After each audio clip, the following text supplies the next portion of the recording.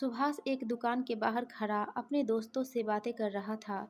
उसे आज फिर शिखा दिखाई दे गई। शिखा उसके पास से निकली तो उसके दिल में आंधियां उठने लगी। उसने पहले भी कई बार आते जाते शिखा को देखकर सोचा, धोखेबाज, कहती थी मेरे बिना जी नहीं सकती। अब यही सब अपने दूसरे पति से कहती होगी, बकवास करती है ये औरतें। फिर अगले ही पल उसके मन से आवाज आई कि तुमने भी तो अपनी दूसरी पत्नी से यही सब कहा था, बेवफा तुम हो या शिखा। वह अपने दोस्तों से विदा लेकर अपनी गाड़ी में आ बैठा और थोड़ी दूर पर ही सड़क के किनारे गाड़ी खड़ी करके ड्राइविंग सीट पर सिर टिकाकर शिखा के बारे में सोचने लगा।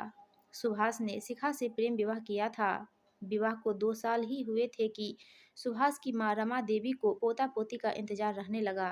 उन्हें अब शिखा की हर बात में कमियां दिखने लगी थी। शिखा सोचती क्या करे, उसके सिर पर माँ का साया था नहीं और पिता अपाहिज थे। वर्षों से वे बिस्तर पर पड़े थे। एक ही शहर में होने के कारण वह पिता के पास चक्कर लगाती रहती थी। उसकी एक रिश्ते की बुआ और एक नौकर उसके पिता कैलाश का ध्यान रखते थे। रमा देवी को अब हर समय सुभाष की वंशवृद्धि की चिंता सताती। शिखा उनकी हर कड़वी बात चुपचाप सहन कर जाती, सोचती जो बात कुदरत के हाथ में है उस पर अपना खून जलाना बेकार है।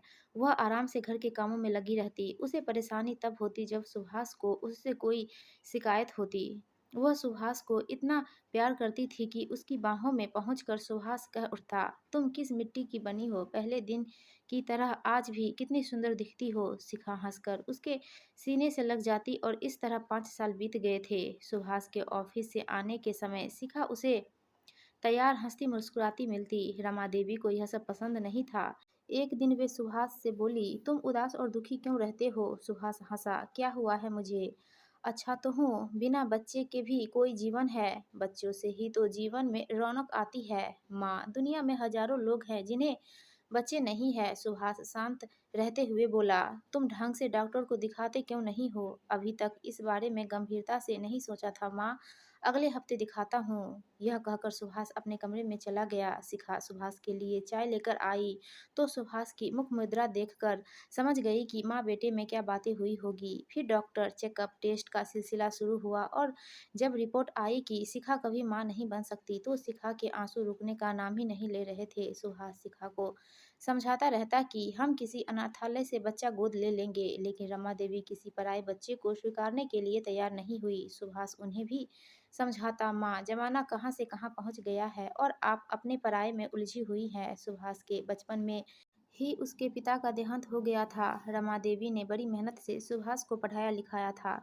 सुभाष माँ का दिल कभी नहीं दुखाना चाहता था। रमा देवी अब कभी कभी सुभाष को अपने पास बैठाकर दूसरे विवाह की बात करती तो वह चुपचाप उठकर अपने कमरे में चला जाता। अब बच्चे के नाम पर सुभाष की ठंडी आहें शिखा को अंदर तक चीरने लगी। शिखा की वही आंखें जो पहले उसके प्यार के विश्वास से लबालब नजर आती थी, अब निरादर और अवहेलना के भाव दर्शाने लगी थी। सुभाष लाख अपने भावों को छिपाने का प्रयास करता, लेकिन शिखा उसकी हर धड़कन, उसकी हर नजर पहचानती थी।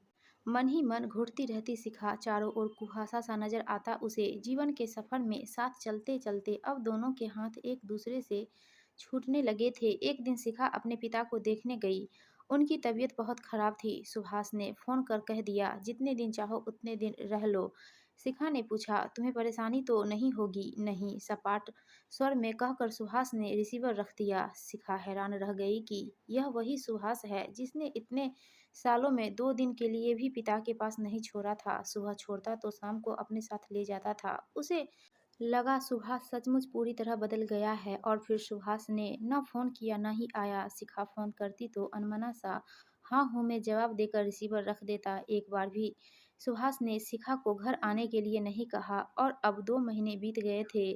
शिखा को रोज उसका इंतजार रहता। शिखा के पिता बोल तो नहीं सकते थे मगर देख तो सकते थे। उनकी हालत बिगड़ती जा रही थी। आंखों में शिखा के प्रति चिंता व दुख साफ दिखाई देता था। एक दिन सुभाष ने तलाक के पेपर भेज दिए और उसी दिन शाम को किसी से शिखा का सारा सामान भी भिजवा दिया। शिखा के घर में सन्नाटा फैल गया। जिसे दिल की गहराई से इतना प्यार किया था, ऐसा करेगा उसने कभी सोचा न था। इतना बड़ा धोखा, जिस आदमी को इतना प्यार किया, जिसके सुख में सुखी दुख में दुखी हुई, वही आदमी इतना बदल गया। वह जितना सोचती उतना ही उलझती जाती। फिर अपने को समझाने लगती, अगर मैं गलत नहीं हूँ तो मैं इतनी दुखी क्यों हूँ। तलाक के पेपर फिर आंखों के आगे घूम गए। वह छटपटाती, बेचैन, असहाय सी सुबकती रही। इतना बड़ा विस्फोट पर कहीं कोई आवाज़ नहीं। बाहर से सब कुछ कितना शांत, पर भीतर ही भीतर बहुत कुछ टूट कर बिखर गया। पिता की बिगड़ती हालत देखकर वह और दुखी हो जाती। थोड़े समय बाद तलाक भी हो गया। उसे पता चला कि सुभाष ने दूसरा विवाह कर लिया है। रात भर वह रोती सिसकती रही।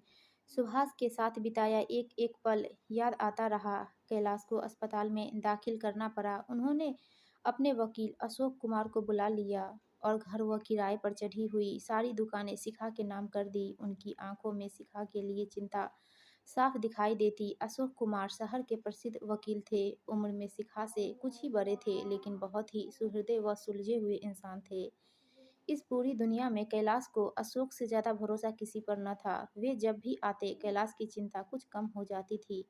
शिखा के विवाह के बाद भी अशोक ही कैलाश का हर तरह से ध्यान रख रहे थे। कैलाश अशोक को सालों से जानते थे।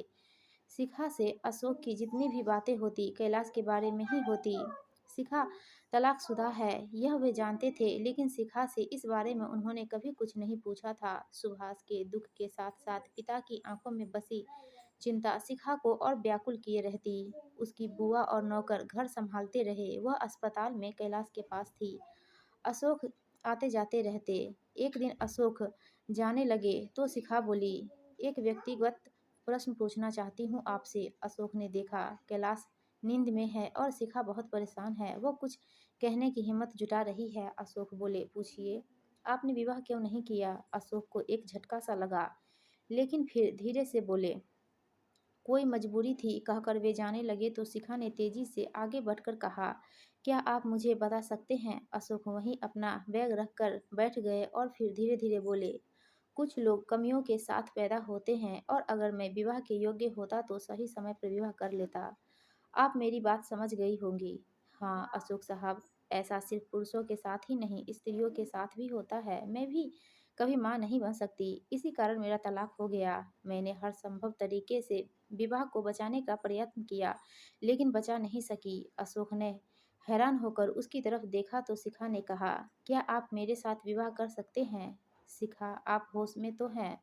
बहुत सोच समझ कर कह रही हूँ। मेरे पापा की जान मुझ में अटकी है। आप तो वकील है, यह जानते हैं कि एक अकेली औरत को दुनिया कैसे परेशान करती है। अगर आप मुझसे विवाह कर लेंगे तो हम दोनों को एक जीवन साथी और उससे भी बढ़कर एक दोस्त मिल जाएगा। हम अच्छे दोस्त की तरह जीवन बिता लेंगे। बस आपका साथ मांग रही हूँ, मुझे और कुछ नहीं चाहिए। क्या आप मेरी बात मान सकते हैं? अशोक ने शिखा को गौर से देखा, उसके सच्चे चेहरे को परखा और फिर मुस्कुरा दिए। शीघ्र ही दोनों का विवाह हो गया और विवाह के कुछ समय बाद ही कैलाश ने हमेशा के लिए आंखें बंद कर ली।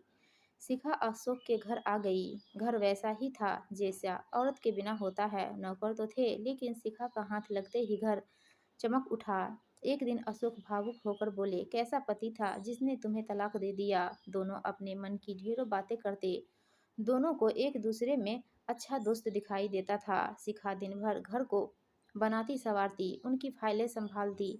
रात को उनके कमरे में उनकी दवा और पानी रखकर मुस्कुराकर गुड नाइट बोलकर अपने बेडरूम में आ जाती। बेड पर लेटकर किताबें पढ़ती और सो जाती। सुबह अच्छी तरह तैयार होकर अशोक के साथ नाश्ता करती। उनके जाने के बाद गाड़ी निकालती और अशोक के बताए कामों को पूरा करती, यानी कभी बैंक जाना, कभी उनके डॉक्टर से मिलती, उनका हिसाब किताब देखती, उनका हर काम हंसी खुशी करती। आज सुभाष को शिखा फिर दिखाई दे गई थी। छोटा शहर था, इसलिए कई बार पहले भी दिख चुकी थी। ऑफिस से उठकर इधर उधर घूमना सुभाष की आदत बन गई थी, न जाने क्यों। अब भी जब कभी शिखा को देख लेता, दिल में एक फांस सी चुभती। कई महीने तो शिखा उसे नजर नहीं आई थी।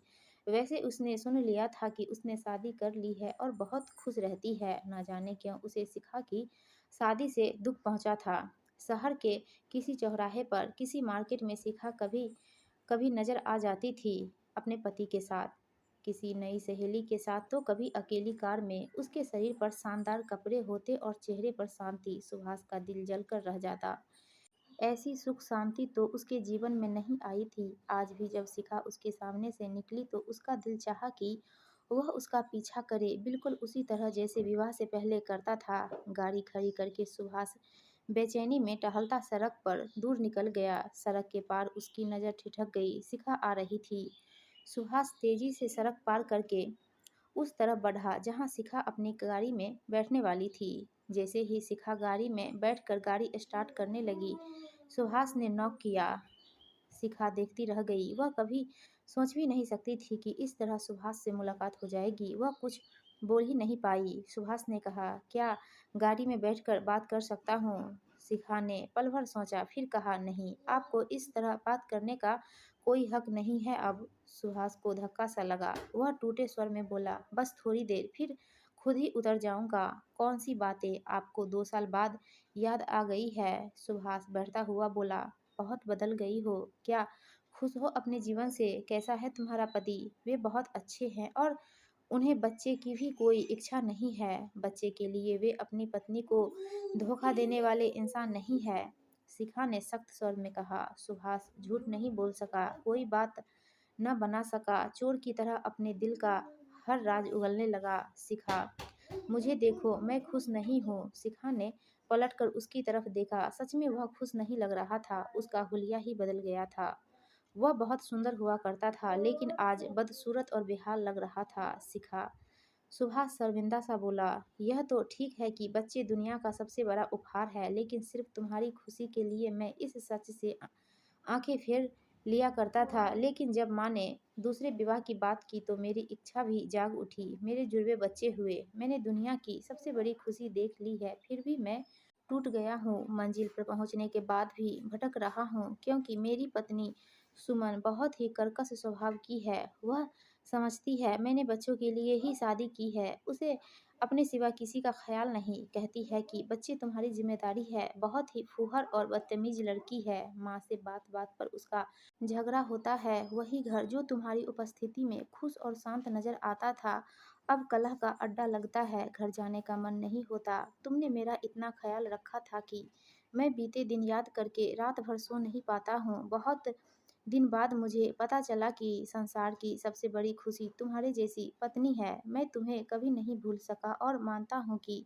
बच्चे का न होना इतनी बड़ी कमी नहीं जितनी बड़ी तुम्हारे जैसे पत्नी को ठुकराना है। शिखा ने बेरुखी से पूछा, क्या यही वे बातें हैं जो आप करना चाहते थे? शिखा, मुझे यकीन है तुम भी मेरे बिना खुश तो नहीं होगी। मैंने तुमसे अलग होकर अच्छा नहीं किया। हम अच्छे दोस्तों की तरह तो रह सकते हैं ना? अच्छे दोस्तों की तरह से मतलब और कुछ तो हो नहीं सकता। कुछ समय तो एक दूसरे के साथ बिता ही सकते हैं। मैं तुम्हें अब भी प्यार करता हूँ शिखा। तुम्हारे लिए प्यार जैसा पवित्र शब्द एक खेल बनकर रह गया है। मेरे पति का प्रेम कितना शक्तिशाली है तुम सोच भी नहीं सकते। उनके निश्चल निर्मल प्रेम के प्रति मेरा मन श्रद्धा से भर उठा है। हमारे रिश्ते में विश्वास, समर्पण, आदर, अपनापन है और जब भी मैं उनके साथ होती हूँ तो मुझे लगता है कि मैं एक घनी छाया में बैठी हूँ, निश्चिंत, सुरक्षित और बहुत खुश। कहते कहते शिखा ने सुभाष की तरफ का दरवाजा खोल दिया। अब आप जा सकते हैं। सुभाष ने कुछ कहना चाहा, लेकिन शिखा पहले ही बोल पड़ी, अब और नहीं। और फिर सुभाष के उतरते ही उसने गाड़ी आगे बढ़ा दी और अपने दिल में अशोक के प्रेम की भीनी भीनी सुगंध से सराबोर घर पहुंची तो अशोक उसे देखते ही मुस्कुरा दिए। शिखा को लगा कि कुछ पल आंखों में तैरता प्यार भी कभी कभी पूरा जीवन जीने के लिए काफ़ी होता है। दोस्तों, आपको ये कहानी अच्छी लगी हो तो प्लीज़ वीडियो को लाइक कीजिएगा और चैनल को सब्सक्राइब